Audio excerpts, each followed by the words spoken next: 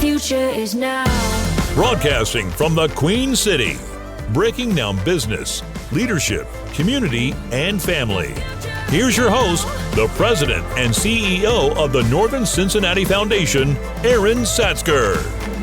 The future is now. We are here today at the Roosevelt Room. This is one of my favorite bars in Cincinnati, and I'm really excited to be here with one of the founders, Bob Deck, one of the owners of 4EG. Bob, welcome to What Gives with the Northern Cincinnati Foundation. Thank you. I'm happy to be here. Today, I really want to learn about you, about your business.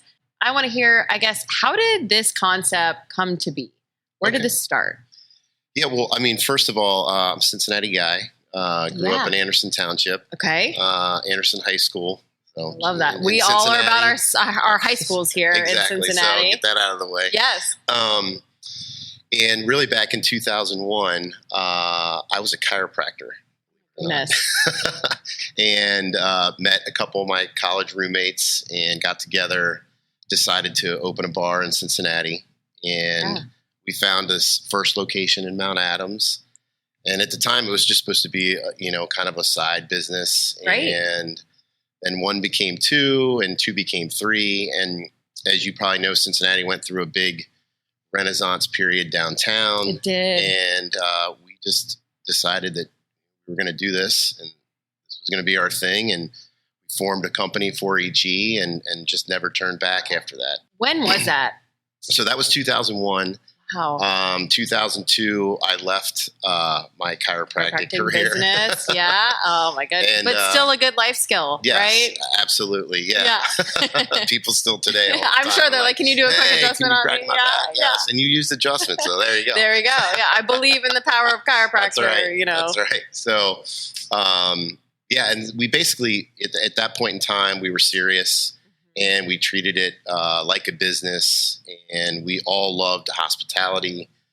We loved the bar and restaurant business, and there was four of us, so that helped to grow it to what it is today. So 4EG, you are one of four owners. Can you tell me about the leadership styles and kind of the why behind those other three?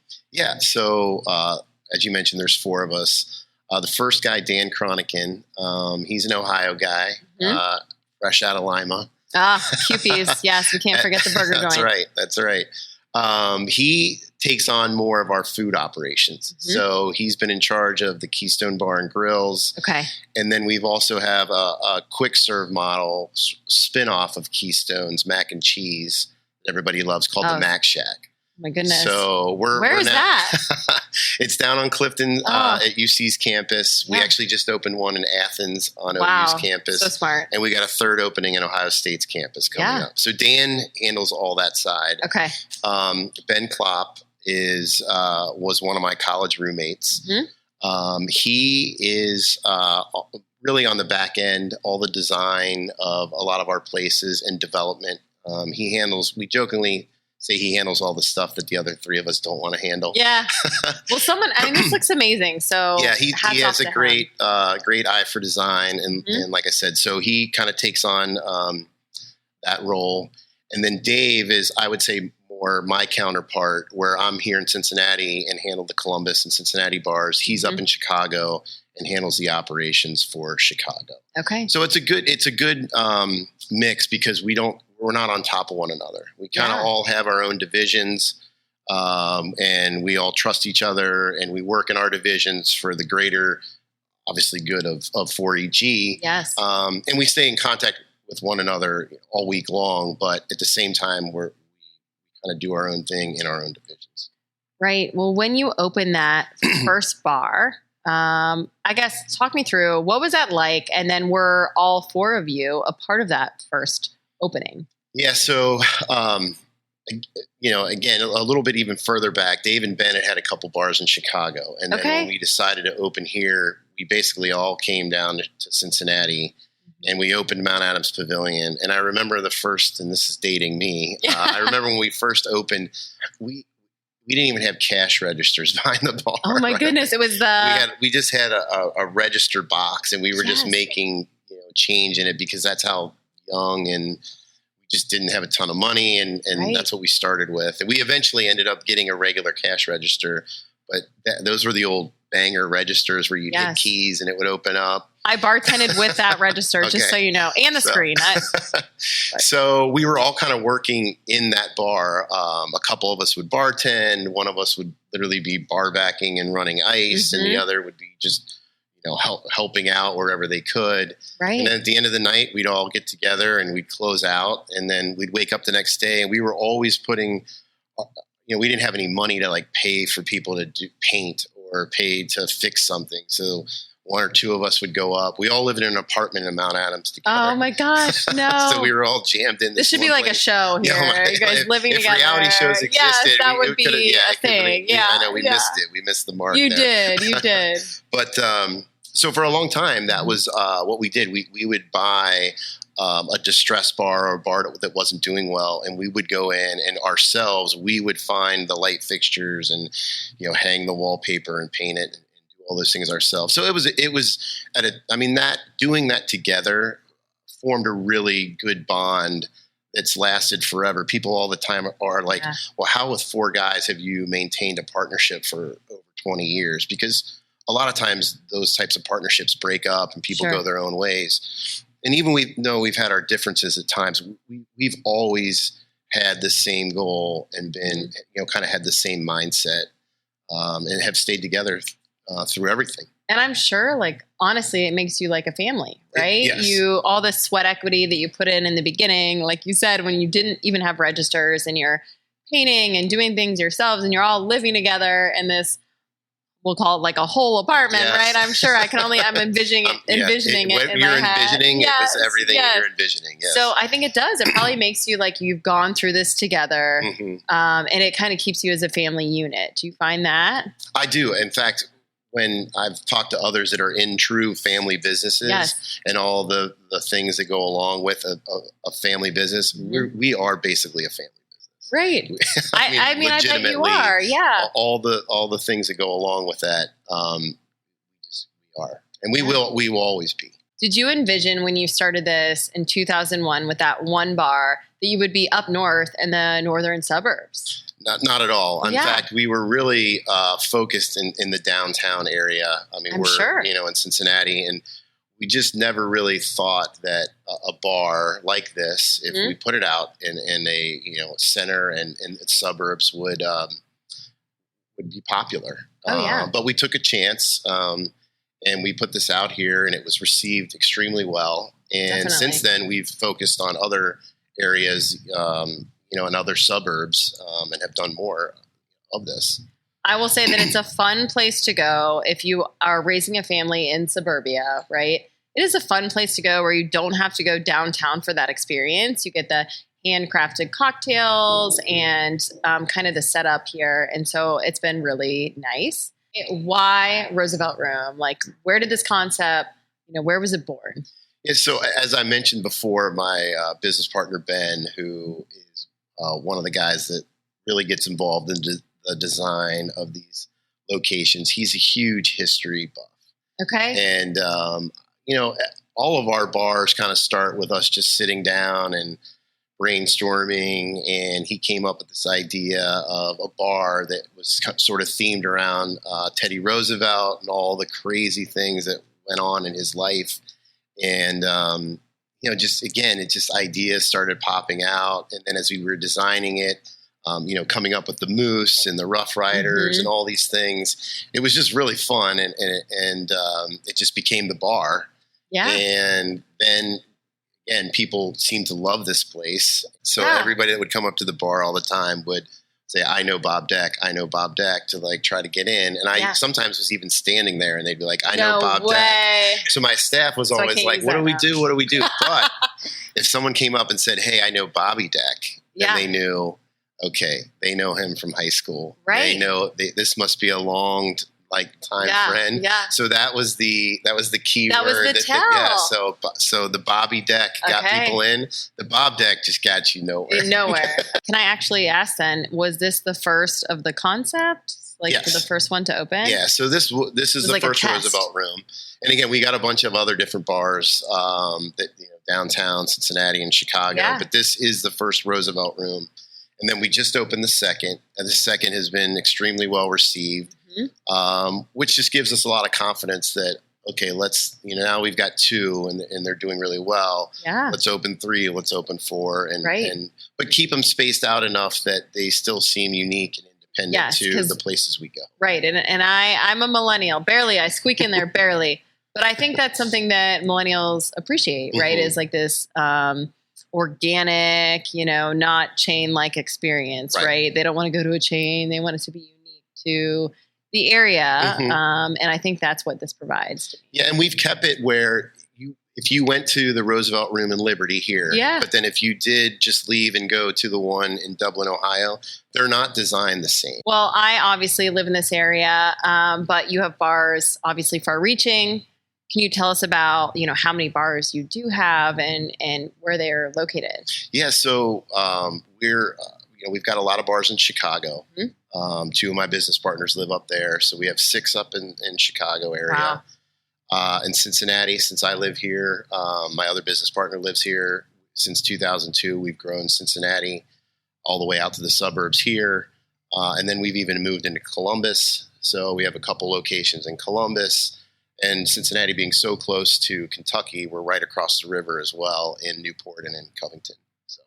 Wow. Okay. So yeah, I had no idea that you guys were so large. I know that I have been to the Roosevelt Room in Columbus. Yeah. I'm going to Chicago later this year, so I'll definitely have to check out, what you guys have in store in the Chicago area when I'm there. As far as philanthropy, Yes. I was here during the setup and I was chatting with one of your bartenders that I know well. Mhm. And we were talking about things that you guys have done for EG to give back.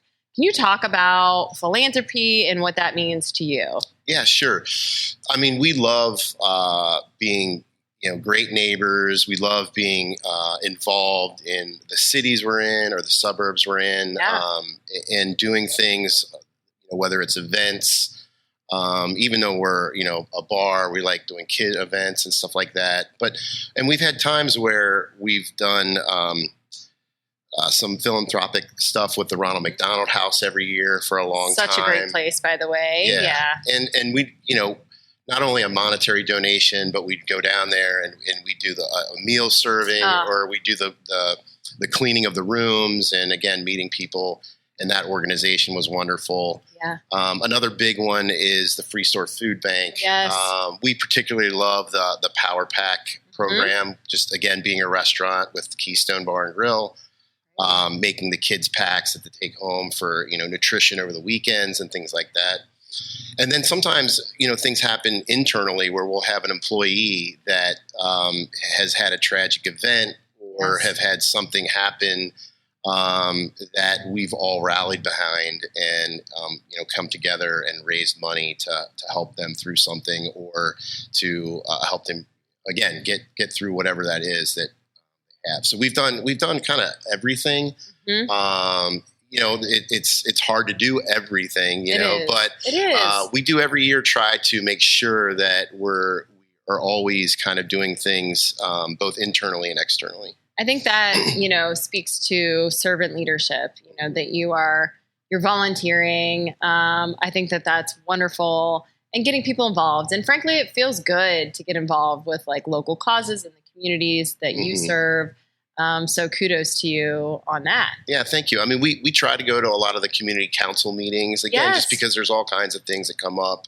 Right. That sometimes it's even just loaning our location to something, or again, running many different fundraisers, sponsoring kids' sports teams. I mean, Which is so great. I think you were saying earlier you have a son. Mm-hmm. How old is your son? So he's 3. He'll be 4 next month. So I That's basically have a exciting. 4-year-old. Yes, that's exciting. Yeah. And I think it's good to, since you do have a 4-year-old, right, to get involved, like you said, in those kids activities. And I think until you have a child, it's like, okay, now I'm moving in this direction, and we Mhm. want to be a part of whatever it is, whatever initiative it is. I know I myself have a son almost the same age and a daughter that's 7. So I love to hear that you're doing that, because I think it's so important to be a leader and in your community in that way. I agree. I mean, until you have, like you just mentioned, until you have a child, it doesn't, for whatever reason, doesn't open your eyes up as much as when you do. Right. And then once you do, it just, there's a whole nother world that opens up after that. It is. That's brought to my attention, and a lot of things that's done for me. Right. But, I'm very thankful for it. So we love to mix it up as we go through our podcast. And a question we've been asking on What Gives, which has been really fun, is we talk about a bug out bag. And for our listeners, bug out bag meaning end of the world, apocalyptic scenario, right? What are you going to put, if you had 4 things that you could throw in that bug out bag, what would those 4 things be? We've heard it all, I think, and so I'd love to hear what you have to say. All right. Well, first of all, I got to throw a cup of coffee in there for sure. Amen. It might even go as particular as Dunkin' Donuts. But I would they settle love that for plug, any, by the way. Good job. Sorry about that. Yeah. But I would settle for any cup of coffee. Yeah. And then I got to throw in bacon. I got to take bacon on my bug out definitely. bag. Protein, yes. Okay. Maybe let's see. And then, being in the business I think I got to throw a good bottle of bourbon in. Yeah. What's your go-to bottle of bourbon? I think right now it would change depending on that apocalyptic time, probably. Yes. What can I open? Right now I'm going with the Blantons. Throw it in there. Yeah. And then probably just a very good survival knife. Okay, there we go. For all intents and purposes. I love this. You know what? We learned so much about everyone and what they're bringing, and it's been really fun to talk to entrepreneurs and community builders in our area to hear what they would bring. I'm sure. I can only imagine what some of them. It's been interesting. So so I like yours. I think it's a good theme. Okay. As far as employees and all 18 bars, I guess I'm interested to know, how many people is that? How many people does it take? And has it been tough recently to make sure that you have the team that you need to have? Yeah, I mean, it's no surprise. COVID was a crazy time for us. At that point we had about 450 employees. Wow. Over 30 days went down to 4. That's how. My goodness. Our business was impacted. We kept in contact with everybody though, and, tried to assure them that it was temporary, and ultimately it was. I mean, we're not quite back to that point. But we're up into the, close to the 400s, of employees back, managers back. Yeah. And for a while we had to modify times and hours, because we just, when people did start coming back out, just weren't quite ready to just flip a switch. We had to bring all our people back, hire more people, and it's been a little trying on the hiring side, but it's gotten better since even last year. It seems to be getting a little better and a little better. I would say right now we're in a great position. We are fully staffed. As I mentioned earlier, we're growing. We learned a lot from it. That's what I was wondering. What were those what were those key takeaways from COVID? I imagine that tested, especially this model of business, right? Mm-hmm. It's like, you're not serving food, it's drinks. How did you make it? Because that would be really tough. Yeah, we had to follow. We were in 3 different states too, which made it challenging because 3 different states. Different rules. The legal bills. I'm like trying to process the legal bills for you guys. And even just the cities alone had different circumstances. But we got on the phone every day. We, talked via Zoom, and we were organized. I think that helped. And we just, again, said, listen, we're going to get through this. We got to make a strategic plan. It was week by week. Yeah. Things would change and we would adapt. And but we came out stronger on a business side. You just, it's hard to pinpoint certain things that we do differently, but we just end up, you're either going to make it or you're not. Right. And I think leadership probably came together, right? Everyone's relearning during COVID, and this industry definitely took a hit. Yeah. And I think that probably had to be hard as well as an entrepreneur. Like, hey, the government is actually saying this can't happen. Right. So that was probably tough. Yeah. I mean, and you have to stay positive. You do. Even when maybe internally you don't want to be. Yeah. But for everybody else, you have to do that. And just basically persevere.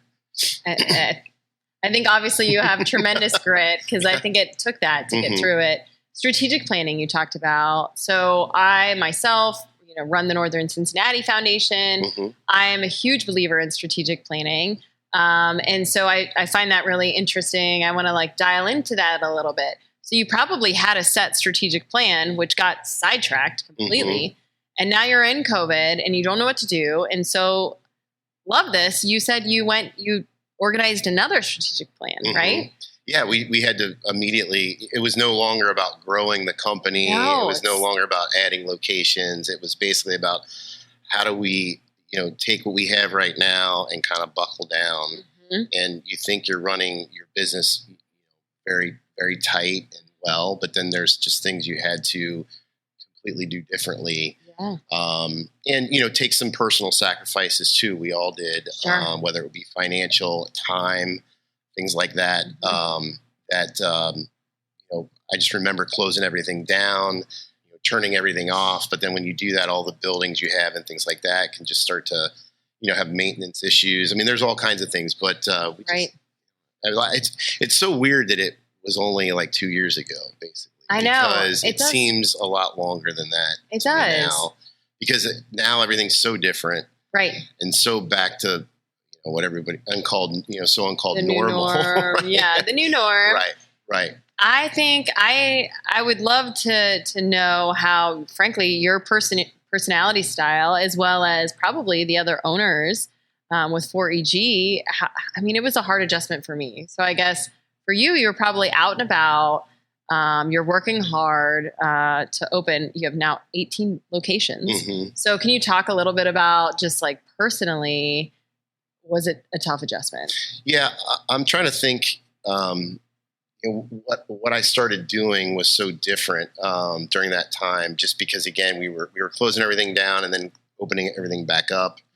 Working with the managers on just how they felt being in these locations, because there were so many different opinions walking in that they had to sort of navigate. And it just our business is normally a fun business to work in, and it turned into, for a while, it wasn't a fun business to work in. So that was one of the main attractions for what we do, and for a while it wasn't. And so you're trying to again just stay positive, let people know that it's going to at some point turn around. Well, I have to share, I was a bartender. I had two different, times of bartending, and I was not a great bartender. I don't think you would have wanted to hire me, because I always joke around, unless you could say, hey, Diet Coke and the liquor that you put in it, or Tito's and tonic, whatever it was. Tito's wasn't a thing, if I'm dating myself, back then, when I was Kettle One, by the way, guys. But, I was not the best, unless I could just crack open a drink and hand it to you. So kudos. I love your team here, I will say. They make amazing drinks. When you come here, right, do you have a special drink that you're like, this is my drink? Do we have the Bob Deck drink here? Actually, we don't. I drink you so need to much. Have one. We actually, in the very first bar that we did, which was the Mount Adams Pavilion, we did have a drink called the Double Decker, which was kind of. I think I remember that, actually. you probably had a few, but no, what's great is, including here especially, everyone takes such pride in the cocktail menu, and we actually let our staff kind of create those cocktails and make them every season. So that's a good idea. It's a lot of work. We don't just make a menu and then have it forever. Right. And frankly, that's why people want to come here. I think you do. You want this custom drink, you know what I mean? And I see that probably in the food and restaurant industry, bar industry, right? You want this custom experience. Do you find that? Is that how things have changed since 2001? Is no longer like the chains, people want this customizable guest experience? Yep. I think people like independent locations that they go in. There's something unique. There's an experience, whether that's in the music, in the design, what's going on inside. So I do think that people have changed. I think even going into stadiums now is different, where it's not just about the game. It's about what's, inside the stadium along with the game and things. So it will continue on that way, I think, where it's no longer just a bar. It has to have things going on that are interactive for people. And the staff is a big part of that, because they're basically on stage. They're behind the bar making these cocktails, making these drinks. Right. And they're the form of entertainment just as well. When I come here, I see Kyle Shabady, who's the assistant manager, and he's always, I feel like, rocking and rolling. I say hi. He makes me a special, handcrafted drink, and it's just great. So I love the enthusiasm and environment. Yeah. I mean, he's been a great integral part here of the Roosevelt Room. In fact, we just opened up a new Roosevelt Room in Dublin, Ohio. And we asked Kyle to come up there. Yeah, you got to go. Yes. We asked him to come up there, and he did an amazing job with the staff up there, explaining what Roosevelt Room is and all the cocktails. And, we look forward to opening up more Roosevelt Rooms. It's one of our growth plans is to keep this particular bar going and opening it up in different markets. And, we look to people like Kyle to help us along do that. I love your story. I always love to learn from entrepreneurs, how you started, where you're going, how you got there. Yes.